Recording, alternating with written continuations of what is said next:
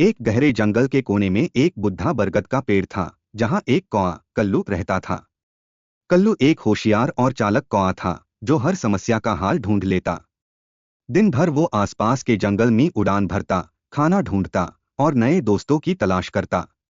एक दिन पेड़ के नीचे एक सुंदर लोमड़ी लाली आई, जो भूख से बेहाल थी। उसकी आंखों में थकान और उदासी थी। लोमड़ी बहन, क्या बात है? तुम इतनी उदास क्यों लग रही हो? कल्लू ने पूछा।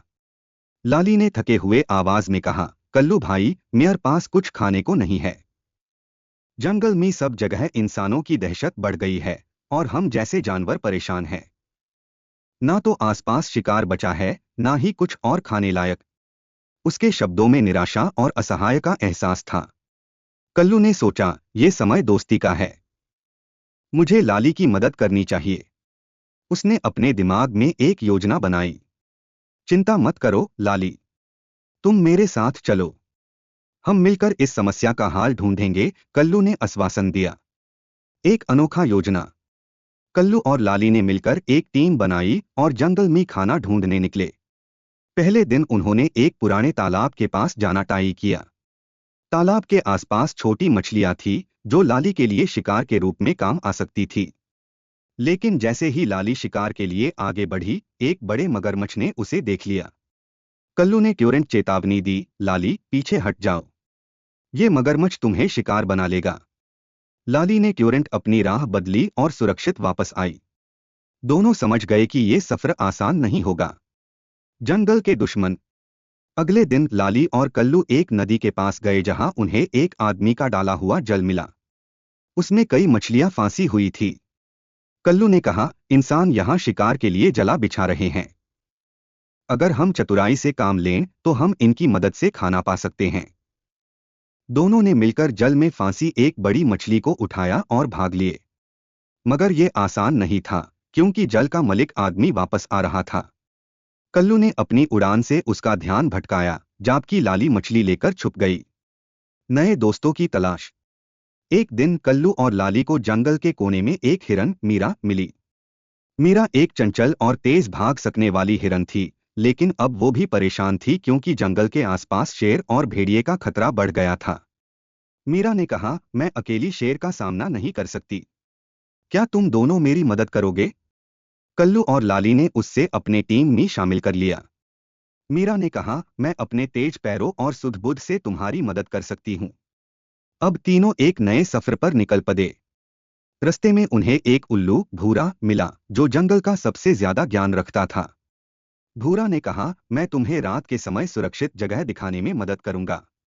रात के समय भूरा ने उन्हें एक गुफा के पास ले जाकर कहा, यहाँ तुम्हें शेर और भेड़िए से सुरक्षा मिलेगी।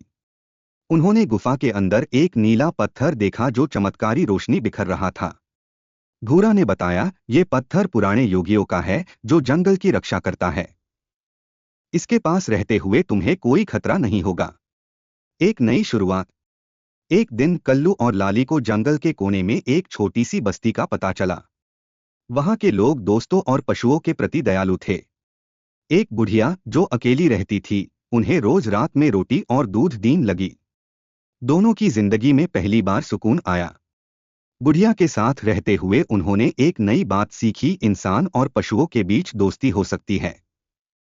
लाली ने बुढ़िया के घर के आसपास के पेड़ों के बंदर और उल्लू से दोस्ती कर ली, जबकि कल्लू ने बुढ़िया के खेतों में फसियों के पास से अनाज चुराकर नए दोस्तों के साथ बांधा।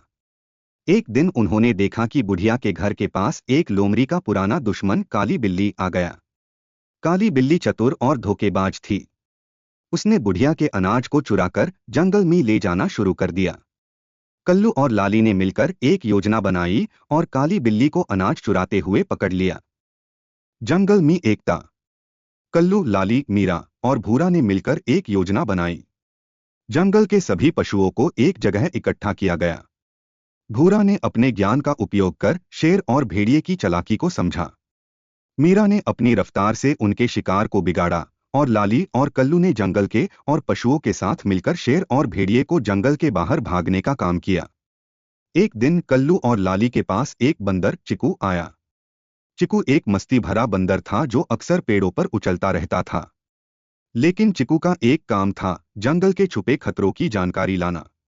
उसने बताया कि एक नया खतरा जंगल में दिखाई दे रहा है, एक बड़ा इंसानी दल जो जंगल को काट कर बेइज्जती बनाना चाहता था।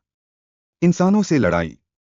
कल्लू और उसके दोस्तों ने मिलकर बुढ़िया और बस्ती के लोगों के साथ समझौता किया। जंगल के पेड़ों को कटने से रोकने के लिए लोगों और जानवरों के बीच एक समझौता हुआ। चिकू, मीरा, भूरा, कल्लू और लाली के मिलने से एकता की मिसाल बनी।